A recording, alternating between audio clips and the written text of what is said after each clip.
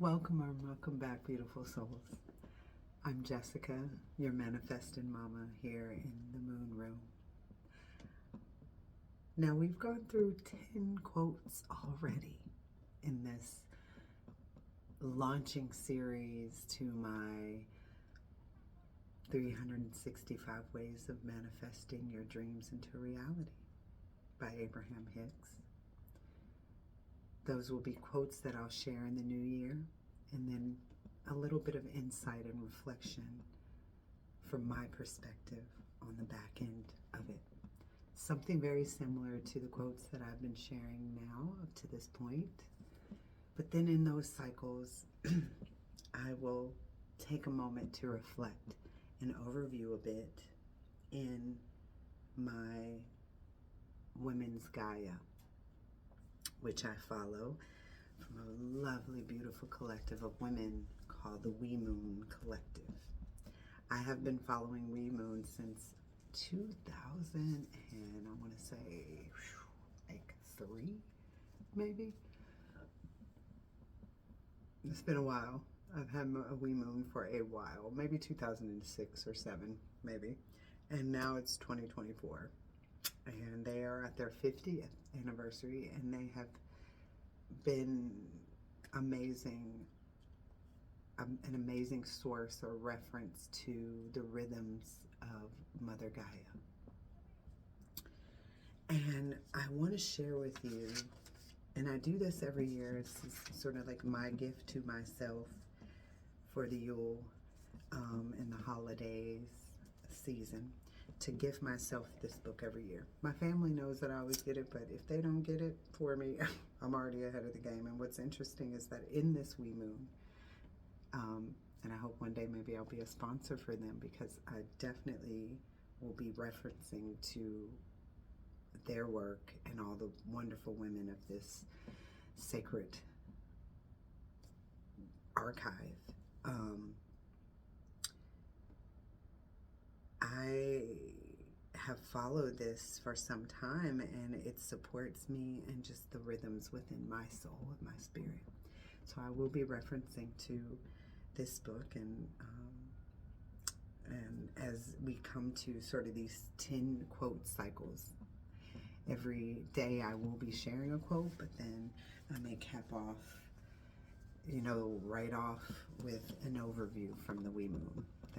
And it's always so aligned. It's never skipped a beat.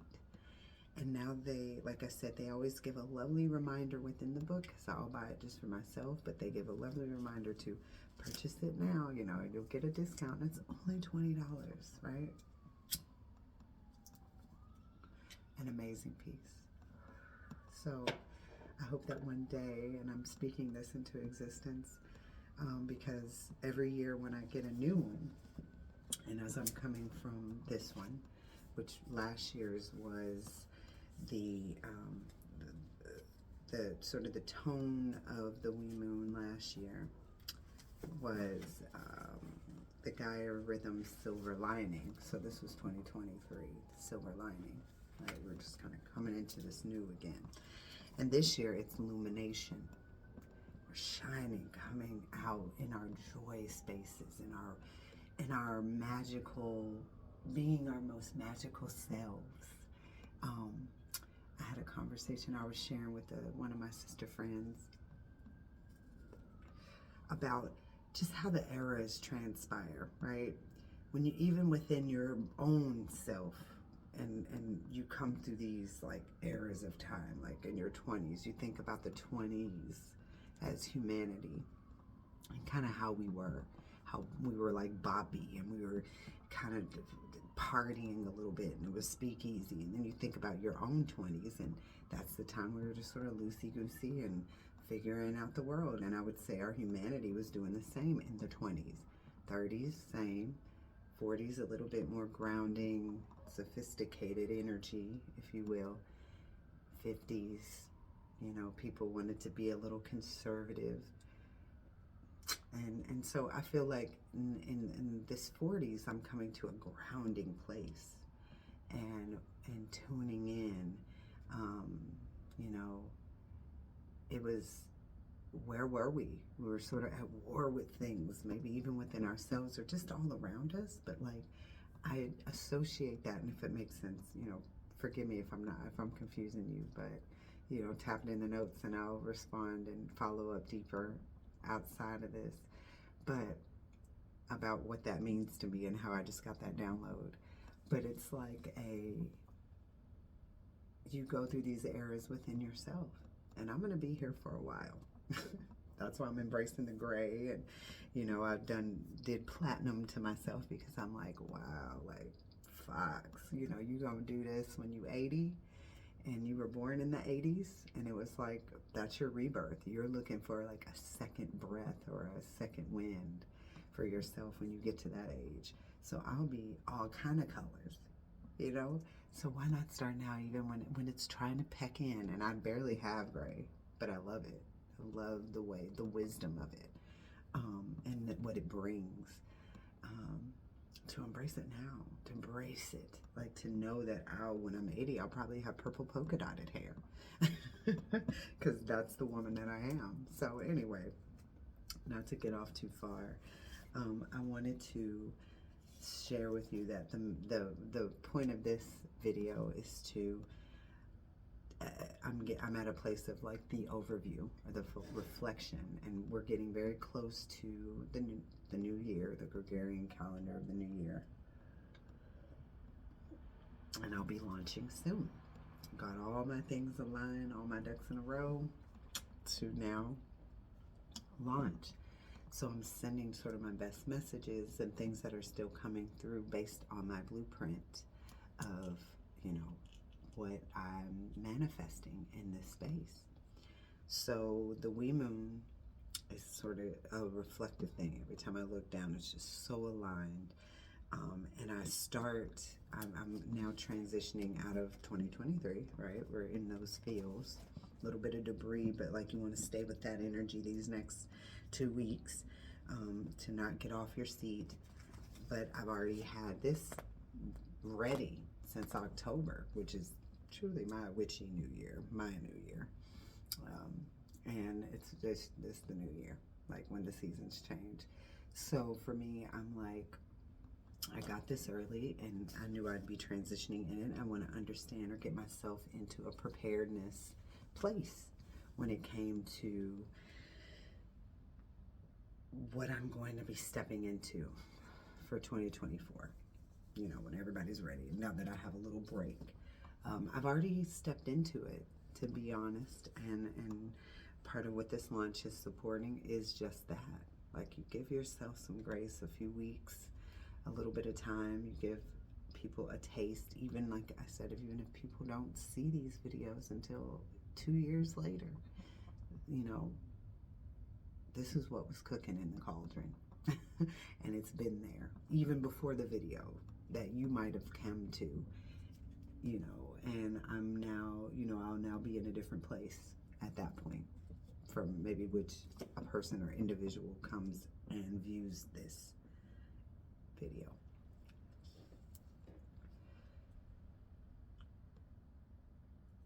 So I will come in and I'll share some reflective thoughts of my cycles,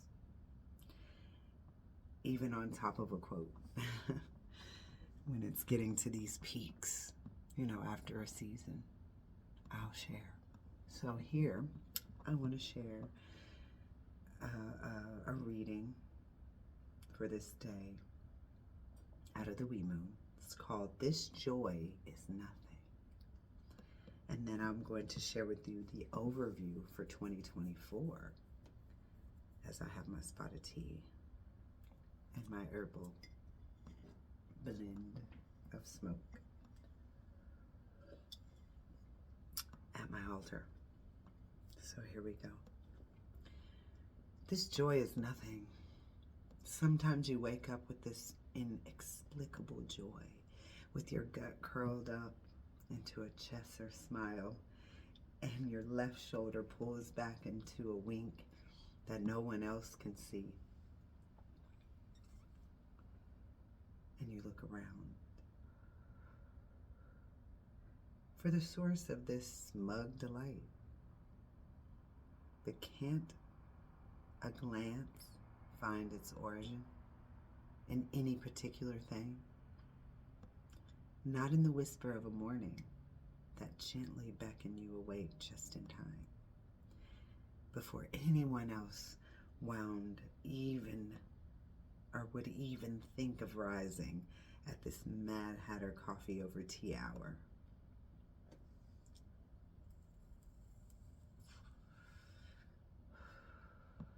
Before the light of the sun has even risen, so you know that even beauty is not to blame. Now for this.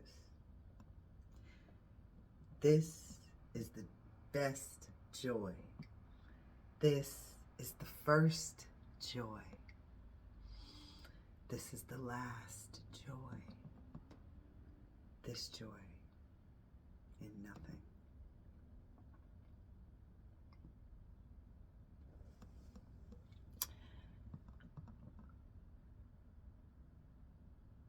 As we step into the year 2024, this year spotlights our relationships to community, and it insists that we not take it for granted. Instead, as Pluto enters Aquarius and a total solar eclipse in Aries bisects the country, the planet, our groups, our circles split apart. It's an important year to look at how we feel about our circles of connection, our allies, teams, communities, and countries, and assess whether our circles nourish us. Are we creating sustainable ecologies where we get out as much as we put in and give as much as we receive? If not, it's time to trim, reorganize, fertilize, recenter our purpose so our interdependent web grows into a healthy future. Pluto starts the year in Capricorn, so straight aligned, going right in. It enters Aquarius January 20th and re-enters Capricorn September the 1st. Then finally shifts back to Aquarius from November 19th until 2044. Excuse me. That shook me up for a second. Got my throat chakra a little tangled. I will be 63 years old that time, and it'll be beautiful. Pluto transforms the sign it's in by pushing what it symbolizes to the edge. Pluto in Capricorn in 2008 to 2024 heralded both a burst of progressive politics and the black backlash against it. Brought a rash of dictators, re-energized patriarchy around the globe, and resistance to that. And it questioned the very structure of architecture, organization, and government. I don't know about you, but I'll be homesteading soon. As Pluto gets back into Capricorn, we could see all these issues flare up for a chapter review.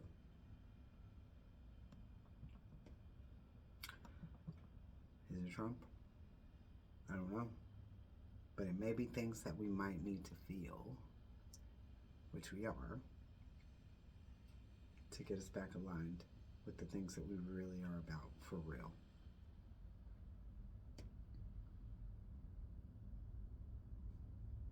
So let's remember what we've learned over the last few decades about personal autonomy and power within. For the coming decades, with Pluto in Aquarius, the focus turns to collective action, both to empower the people and to bring up the specter of mob rule. Pluto last worked through Aquarius during the crafting of the U.S. Constitution, a time when many countries questioned the monarchies and made an effort to develop fair democracy. That says a lot. And we are questioning. Whether these social nexuses are healthy or create new forms of oppression will depend on our ability to respect our differences, creating truly diverse inclusivity rather than homogenized and unhealthy group. We need to look honestly at all of our circles, speak up with compassionate hearts, and help guide this trajectory. We will be called to work together in the way that is truly egalitarian, truly here for one another. The world is now crowded. Pluto in Aquarius asks us how we can accommodate all these individual human souls and still support personal individuality, while simultaneously nurturing the larger circle of our ecosystem. A lot of stuff to contemplate, eh? Throughout the first few months of 2024, we can expect confrontations, whether with an outmoded idea or dream of our own, or an argument within the surroundings. Let's keep our eye on the prize. Let's stay focused on where we want to direct the change, rather than get caught in petty squabbling. It will further the mission to clarify our vision statements in our own circles and find what we can agree on and come back to that over and over again to steer us through the rapids. The birth chart of 2024, January 1st, has a grand trine in earth signs between the Sun, Moon, and Jupiter, which reminds us to stay grounded and take pragmatic actions on good ideas. Mercury stations direct in Sagittarius, which may get us off to a slow but honest start. Change-inducing Uranus turns direct after months retrograde on January 26th and conjuncts Jupiter on April 20th at 21 degrees. 420. 21 degrees Taurus as Mars conjuncts Neptune in Pisces on April 28th. This combination inspires ingenuity and impatient surge for freedom and technological advances. Where we going? Making this an important time to initiate steps forward. Okay. Neptune spends its last full year in Pisces, 2011 to 2025, and calls us to review our Piscean lessons. Yeah, our dreams, our desires, our luxury, our, where are we floating to next? Where do we want to float? We need to receive our dreams, look at how we work with our intuition, our spiritual visions. Okay? Are we too permeable or gullible? Or are we using our intuition to expand our wisdom? Why I'm here with you all today. This is my joy, using my voice, sharing the messages and the words. It's important to do that now. It's important to tap into the Aquarian language. We are in the age of Aquarius. We're the ones. It's a humanitarian shift taking place. Wow, what a time to be in the world. What a time to be alive. Embrace it. We need to review what we learned as our world wrestled with misinformation, delusion, propaganda, and permeability to one another's thoughts and germs. and our addiction to fossil fuels, all Neptunian products. Let's bench press our physical, emotional, and psychic boundaries and use this year to develop and train our intuition and spiritual source before Neptune heads into Aries. Eclipses unblock energy and precipitate change. On April 8th, there will be a total solar eclipse at 19 degrees Aries. The last total eclipse visible in America until 2045. I will be here for that. Watching that strong. Like, I'll be dancing around a fire watching that eclipse at 65 years old or 60. Yeah, yep. And just laying all in the ground, the earth, rolling around. I'll be somewhere amazing, and I'll be in Mexico probably. I'm just saying, I'm just calling it. I'll probably be in Mexico.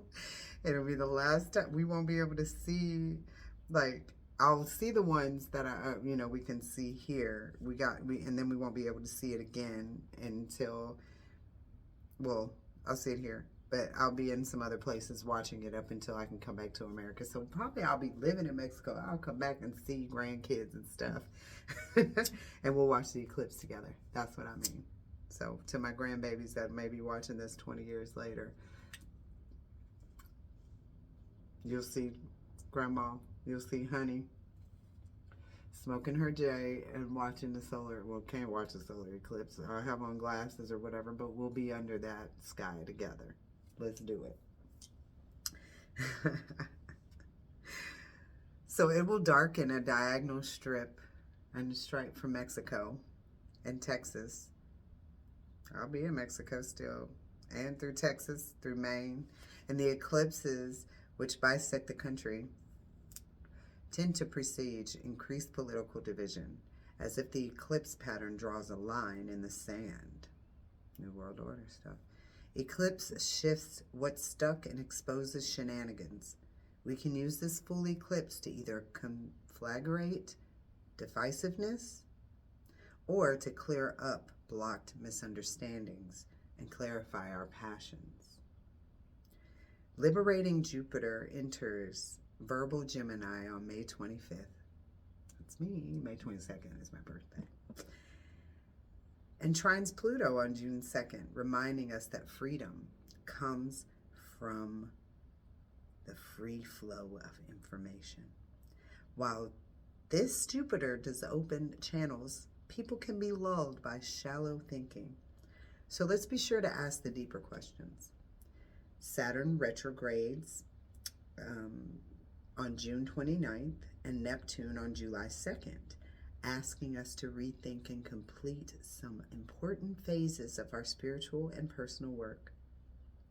We could see a rehash of old political or personal conundrums early in September, as Uranus retrogrades September 1st and Pluto retrogrades back into Capricorn.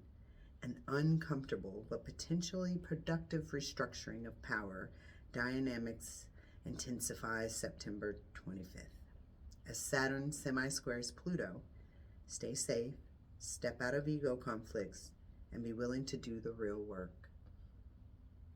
September 17th and October 2nd bring two partial eclipses that echo the work we began under April's eclipse, pushing us to reach across the heartache, across the aisles or the border, and find common ground across divides.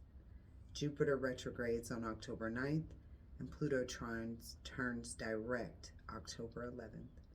Two planets changing direction close together can stir things up.